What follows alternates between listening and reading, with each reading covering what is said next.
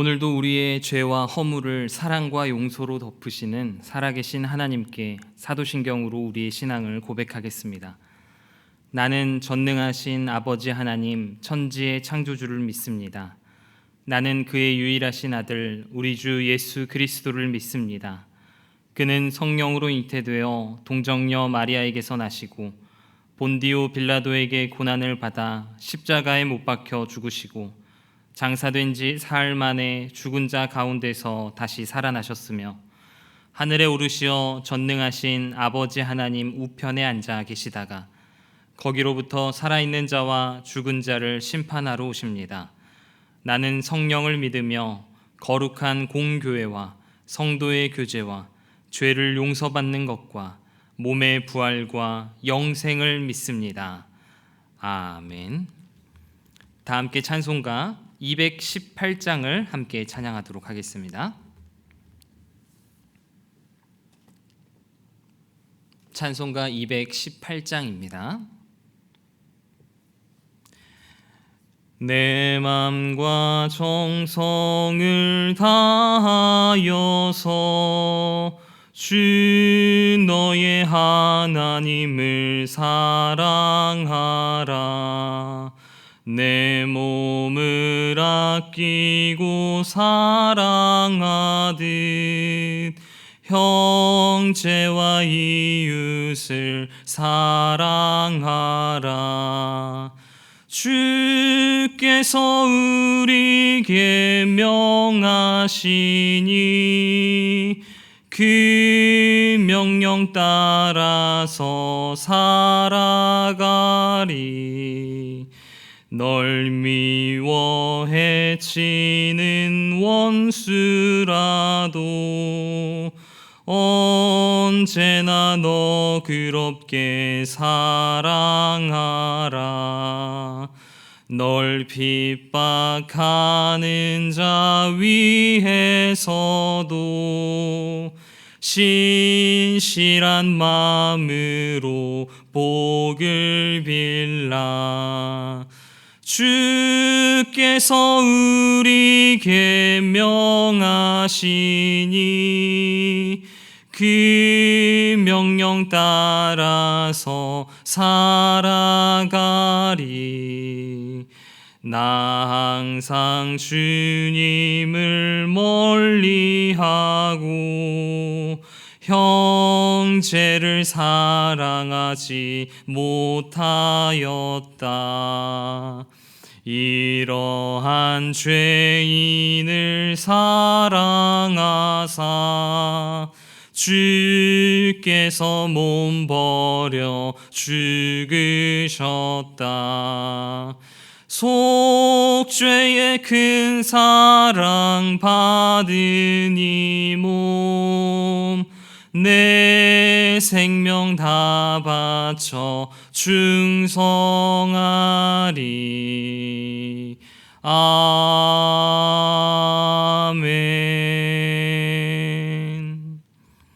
아멘. 오늘 하나님께서 우리에게 주신 말씀은 고린도후서 1장 23절부터 2장 11절까지의 말씀입니다. 고린도후서 1장 23절부터 2장 11절까지의 말씀을 함께 교독하시도록 하겠습니다. 내가 내 목숨을 걸고 하나님을 불러 증언하시게 하노니 내가 다시 고린도에 가지 아니한 것은 너희를 아끼려 함이라.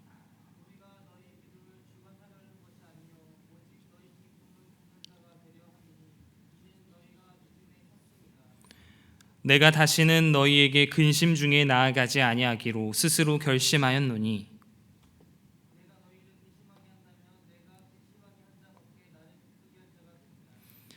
내가 이같이 쓴 것은 내가 갈 때에 마땅히 나를 기쁘게 할 자로부터 도리어 근심을 얻을까 염려하며 또 너희 모두에 대한 나의 기쁨이 너희 모두의 기쁨인 줄 확신함이로라.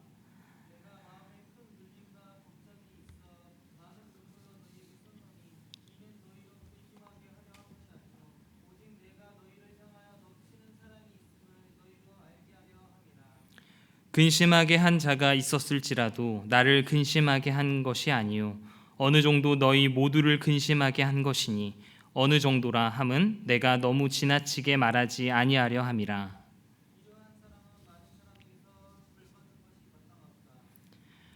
그런즉 너희는 차라리 그를 용서하고 위로할 것이니 그가 너무 많은 근심에 잠길까 두려워하노라.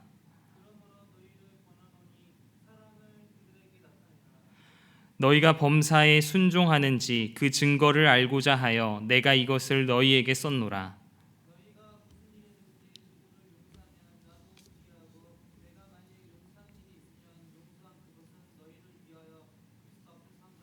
함께 읽겠습니다. 이는 우리로 사탄에게 속지 않게 하려 함이라. 우리는 그 계책을 알지 못하는 바가 아니로라. 아멘. 하나님께서 이 말씀을 통하여서 우리에게 은혜 주시기를 간절히 소망합니다. 바울은 원래 고린도 교회를 방문하려고 했던 계획을 가지고 있었습니다. 그러나 그는 이 계획을 변경했었던 것이죠. 사실 바울이 변경했다라기보다 하나님의 말씀에 순종하며 예하면서 나아갔던 바울의 모습을 우리가 볼 수가 있습니다. 이로 인하여서 고린도 교회 교인들 가운데에는 바울을 신뢰할 수 없는 사람이다라고 비난하는 그러한 사람들이 나타나기 시작했던 것이죠. 바울의 입장에서 보면 매우 억울한 그러한 상황입니다. 바울은 자신이 지난날 양심에 거스릴 만한 행동도 하지 않고 거룩함과 그리고 정직함으로 고린도 교회를 섬긴 것을 언급하면서 고린도 교회 성도들이 자신을 이해해 주기를 소망하고 있었던 것이죠. 이어서 바울은 자신이 왜 여행 계획을 변경할 수밖에 없었는지 그 이유에 대해서도 설명해 주고 있습니다.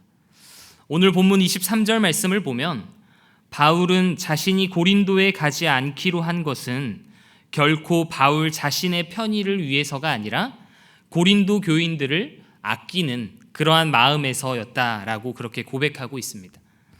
만약 바울이 고린도 교인들을 아끼는 마음이 없이 자신의 계획대로 고린도를 방문했다라고 한다면 그들에게는 마음을 아프게 하는 결과만 가지고 왔을 것이다라는 이야기를 하는 것이죠. 왜냐하면 당시 고린도 교회에는 벌을 받아야 할 만큼 바울을 근심하게 하는 사람들이 많이 있었기 때문입니다. 그래서 바울은 자신이 그들을 찾아가서 죄 지은 자를 징계할 수도 있었지만 그렇게 되면 서로에게 근심이 될 수밖에 없었기 때문에 스스로에게 회개할 수 있는 그러한 시간과 기회를 주기 위하여서 이렇게 편지를 보내게 된 것이다 라고 말해주고 있는 것입니다. 이것이 사도 바울의 마음이었던 겁니다. 또한 24절 말씀과 같이 그들의 믿음을 주관하는 것이 아니라 오직 그들의 기쁨을 돕는 자가 되기 위해서 행동하고 있다라고 고백하고 있습니다. 바울은 모든 사람을 대할 때에 하나님과 함께하는 자신의 기쁨을 사용하고자 그렇게 대했던 것입니다. 서로가 서로에게 근심거리가 되지 않고 서로가 서로에게 기쁨이 되는 그러한 모습을 바울은 원했던 것입니다. 이처럼 바울은 고린도 교회 성도들을 진심으로 대했고 진심으로 사랑했습니다. 이러한 내용이 2장 1절부터 4절까지 나오게 되는데요. 2절 말씀을 보면 내가 너희를 근심하게 한다면 나의 근심하게 한 자 밖에 나를 기쁘게 하는 자가 누구냐라고 바울은 이렇게 고백하고 있습니다. 이 말을 쉽게 풀이해 본다면 나를 기쁘게 해줄 사람이 너희들인데 너희의 마음을 아프게 하면 나를 기쁘게 해줄 사람을 아프게 하는 것이 아니겠느냐라고 하는 말로 쉽게 풀이할 수가 있습니다.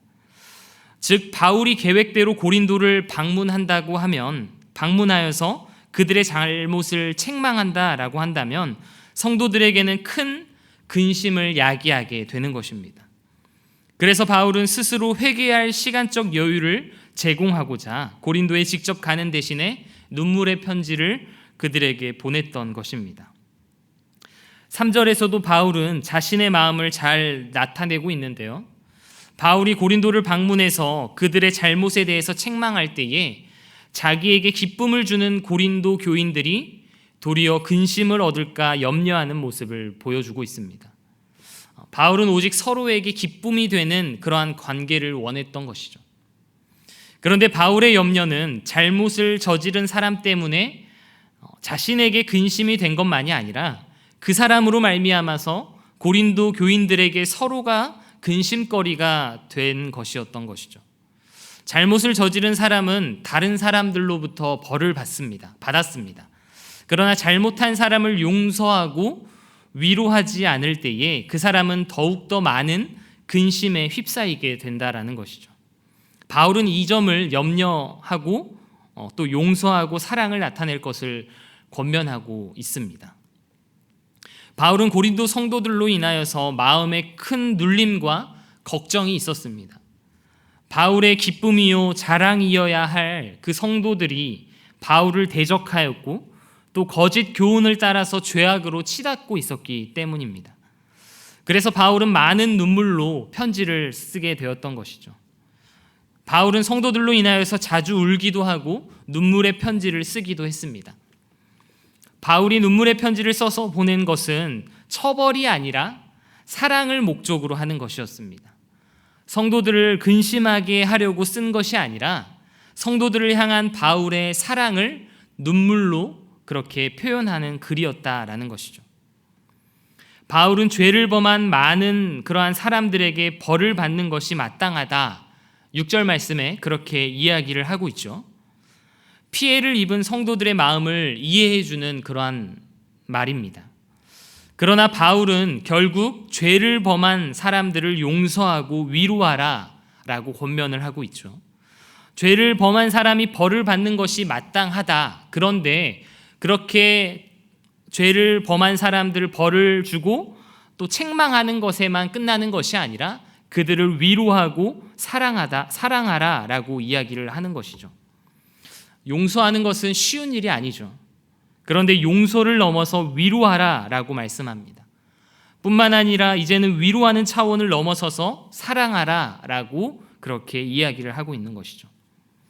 즉 미워 죽겠지만 어쩔 수 없이 하는 그러한 형식적인 위로가 아니라 사랑에 입각한 진실된 위로를 전하라 라고 말해주고 있는 것입니다. 바울이 이러한 요구를 한 것은 죄를 범한 자가 너무 많은 근심을 하게 될 것을 우려했기 때문입니다. 엄밀히 따지면 죄를 범한 그들도 역시 성도입니다. 그리고 모든 성도들도 언젠가는 죄를 지을 수 있는 연약한 존재이라는 것이죠. 이번에는 내가 용서해야 할 사람이지만 다음에는 내가 용서받을 그러한 사람일 수도 있다라는 것을 말해주고 있는 것이죠. 그러므로 성도들은 서로의 죄에 대해서 용서할 수 있어야 합니다. 용서를 넘어서 위로해야 하고 위로를 넘어서서 사랑할 수 있는 여러분들이 되시기를 바랍니다. 그래야 범죄한 사람이, 죄를 범한 사람이 다시 하나님께로 돌아올 수 있게 되는 것이죠. 죄를 범한 사람은 많은 사람들의 비난과 책망을 받은 후에 회개하였을 것입니다. 그런데 거기에서 책망이 멈춰지지 않으면 그 사람은 갈 곳을 잃어버리게 되게 됩니다. 뿐만 아니라 근심에 더욱더 휩싸이게 되게 되는 것이죠. 그러면 그는 하나님께로 가까워질 수가 없습니다. 책망과 징계는 사람에게 충격을 주고 잘못을 깨닫게 하지만 사람을 진정으로 변화되게 하는 것은 바로 용서와 위로와 사랑임을 기억하시는 여러분들이 되시기를 축복합니다. 오늘 본문 10절과 11절 말씀을 보면 너희가 무슨 일에든지 누구를 용서하면 나도 그리하고 내가 만일 용서한 일이 있으면 용서한 그것은 너희를 위하여 그리스도 앞에서 한 것이니 이는 우리로 사탄에게 속지 않게 하려 함이라. 우리는 그 계책을 알지 못하는 바가 아니로라. 아멘. 바울은 용서하기를 권면하였지만 결정은 성도들이 할 수 있도록 그렇게 배려하고 있습니다. 용서라고 하는 것이 누가 하라고 해서 할 수 있는 것이 아닙니다. 용서는 각각 자신의 의지에 따라서 해야 하는 것이죠. 바울은 자신은 이미 죄를 범한 사람들을 용서하고 있음을 밝히고 있습니다. 바울이 그 죄를 범한 사람들을 용서했던 이유는 세 가지 정도 우리가 생각해 볼 수 있는데요. 첫 번째로는 성도들을 위한 용서였습니다. 바울은 성도들 앞에서 용서의 본을 보이기를 원했고 성도들을 뜨겁게 사랑하고 있음을 나타내 주기를 원했던 것이죠. 두 번째로는 그리스도 앞에 서 있기 때문에 용서할 수 있었습니다. 그리스도께서는 모든 인류의 죄를 용서하셨습니다. 심지어 예수님을 십자가에 못 박고 조롱한 자들을 향해서도 예수님께서는 용서와 사랑으로 그들을 품어주셨다라는 것이죠. 바로 그러한 분을 주님으로 모시고 있기 때문에 그리스도 앞에서 용서를 해야 된다라는 것이죠. 먼저 용서를 받은 자이기 때문에, 그리고 앞으로도 우리가 용서를 받아야 할 자이기 때문에 우리도 다른 누군가를 위해서, 다른 성도를 위해서 우리가 용서하고 사랑할 수 있어야 된다라는 것이죠. 그리고 용서해야 할 또 다른 이유는 오늘 본문에 등장하고 있는 사탄에게 속지 않기 위해서입니다. 용서하지 않는 것은 사탄에게 속는 것이죠. 사탄의 계책이 갈라지게 하는 것이 있습니다. 용서하지 않는 것을 통하여서 사탄은 죄를 범한 자에게는 낙담과 좌절을 안겨주게 되는 것이죠. 용서받지 못할 때에 범죄한 성도는 자신의 잘못을 깨달았다 할지라도 하나님께로도 공동체의 품으로도 돌아올 수 없게 됩니다. 회개하고 나면 잘못을 발판 삼아서 더욱 헌신적으로 하나님과 성도들을 섬길 수도 있게 되는데 그 기회마저도 날려버리게 되는 것이죠. 우리는 범죄하였을지라도 서로를 용서하고 또 서로를 위로하며 또 서로에게 사랑할 수 있는 여러분들이 되시기를 바랍니다. 바울이 용서하라고 한 것은 벌받은 사람이 구원에서 멀어질 것을 염려했었던 것입니다. 잘못을 한 사람이 벌을 받았을 때에 아마 양심의 가책을 받고 괴로워했을 것입니다. 그런데도 불구하고 용서하지 않는다면, 끝까지 책망한다면 자신의 죄 때문에 교회에서 멀어질 수 있음을 낙담하고 낙심하게 되는 것임을 그렇게 이야기해주고 있는 것입니다. 이것이 바로 사단에게 속는 것입니다. 바울은 11절에서 이는 우리로 사탄에게 속지 않게 하려 함이라 우리는 그 계책을 알지 못하는 바가 아니로라 라고 말하고 있습니다. 인간은 태어날 때부터 자신의 죄에 대해서는 부끄러워하고 감추고 싶어하는 본능이 있습니다. 그래서 사람들은 어두움을 좋아하죠. 어두움은 자신의 잘못을 감추어주고 드러나지 않게 하기 때문입니다. 거의 대다수의 범죄가 밤에 일어나는 것도 바로 이러한 이유 때문일 것입니다. 이렇게 인간은 자기의 죄를 감추고 싶어하는 본능이 있는데 교회에서 누군가의 잘못을 책망만 하고 위로하고 용서하지 않는다면 결국 그 사람은 교회로부터 멀어지게 하는 것입니다. 책망만 하고 용서하고 위로하지 않는다면 그를 낙심하게 만드는 것이고 그를 교회로부터, 공동체로부터 멀어지게 만드는 것임을 우리가 기억하시기를 바랍니다. 바울은 자신이 고린도 교인들의 기쁨을 돕는 자라고 그렇게 말하고 있습니다. 그렇다면 우리는 누구입니까? 여러분들은 누구입니까? 우리 역시도 서로의 기쁨을 돕는 자로서 살아가고 있습니다. 내가 하나님을 믿고 그리스도가 나와 함께 하신다라는 것이 그런 믿음의 고백을 하는 우리들이 그 기쁨을 돕는 자로서 살아가야 됨을 오늘 말씀을 통해서 이야기해주고 있습니다. 낙심에 빠져 있는 사람, 근심에 빠져 있는 사람에게 우리가 다가가서 사랑과 위로와 그러한 기쁨을 전해주는 여러분들이 되시기를 주님의 이름으로 축복합니다. 그리고 이 기쁨을 전하는 일이 바로 우리가 해야 할 일임을 기억하시길 바랍니다. 성도가 진짜 기쁠 수 있는 것은 하나님이 함께 하시는 기쁨을 사람들에게 나누어 주는 것입니다. 나의 기쁨이 성도들에게 나누어질 때에 나의 기쁨은 더욱 커지게 되는 것입니다. 사랑하는 여러분 자신은 옆에 있는 사람에게 성도가 될 수가 있고 이웃이 될 수가 있습니다. 그 옆에 있는 사람들에게 하나님의 기쁨을 나누어 주며 살아가고 있습니까? 아니면 근심거리가 되면서 살아가고 있습니까? 오늘 말씀을 기억하면서 예수님의 사랑으로 내 주위에 있는 성도들, 혹여라도 그 사람이 죄를 범하였을지라도 잘못을 저질렀을지라도 책망만 하는 것이 아니라 그들을 위로하고 또 사랑하고 품어줄 수 있는 여러분들이 되시기를 바랍니다.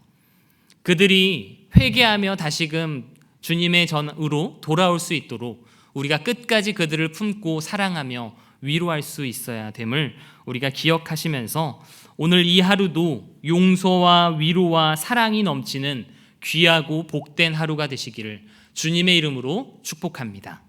함께 기도하겠습니다. 사랑의 하나님 아버지, 혹여라도 우리 주위에 잘못된 태도와 언행으로 또 공동체를 어렵게 하는 사람이 있다면 그를 미워하는 마음으로 비난하는 대신 진정으로 그를 염려하고 위로하고 사랑하는 마음으로 권면할 수 있도록 인도하여 주시옵소서. 끝까지 고린도 교회와 성도들을 생각하는 바울의 마음을 우리에게 허락하여 주시고 뿐만 아니라 주님의 마음을 우리에게 부어주셔서 용서와 사랑으로 내가 속한 공동체가 든든하게 세워져 가고 사탄의 계략에 넘어가지 않도록 늘 깨어있도록 주님께서 인도하여 주시옵소서. 오늘 이 하루도 사랑과 용서가 가득 넘치는 귀하고 복된 날이 될 수 있기를 기대하며 예수님의 이름으로 기도합니다. 아멘. 하늘에 계신 우리 아버지, 아버지의 이름을 거룩하게 하시며 아버지의 나라가 오게 하시며 아버지의 뜻이 하늘에서와 같이 땅에서도 이루어지게 하소서. 오늘 우리에게 일용할 양식을 주시고 우리가 우리에게 잘못한 사람을 용서하여 준 것 같이 우리 죄를 용서하여 주시고 우리를 시험에 빠지지 않게 하시고 악에서 구하소서. 나라와 권능과 영광이 영원히 아버지의 것입니다. 아멘. 이 시간 함께 주신 말씀을 붙잡고 기도하기를 원합니다. 교회와 성도들을 생각하는 바울의 진심이 우리에게 필요합니다. 그뿐만이 아니라 예수 그리스도의 마음, 사랑과 용서의 마음을 우리에게 허락하여 주셔서 내가 있는 교회와 공동체가 주님 보시기에 아름다운 공동체가 되도록 서로의 잘못을 용서해 주며 위로해 주며 사랑하는 모습이 우리 교회와 공동체 가운데 가득 넘치도록 말씀을 붙잡고 기도하시기를 바랍니다. 토요일은 예배 사역과 한국 교회를 위하여 기도하는 날입니다. 구미교회의 모든 예배가 회복되게 하여 주시고 많은 성도들이 함께 나와서 영과 진리로 예배드릴 수 있도록 기도해 주시기를 바랍니다. 또한 한국 교회를 위해서도 기도합니다. 코로나로 많이 침체되어 있는 한국 교회를 주님 긍휼히 여겨 주시고 다시금 주님께서 맡겨주신 귀한 사명을 잘 감당할 수 있는 한국 교회 될 수 있도록 주님 기도해 주시기를 바랍니다. 우리 주위에 있는 환우들을 위해서도 기도해 주시길 바라며 개인이 가지고 나온 기도 제목으로 하나님 앞에 나아갈 때에 하나님께서 우리의 기도의 제목에 반드시 응답하여 주실 줄 믿습니다. 함께 기도하며 나아가도록 하겠습니다.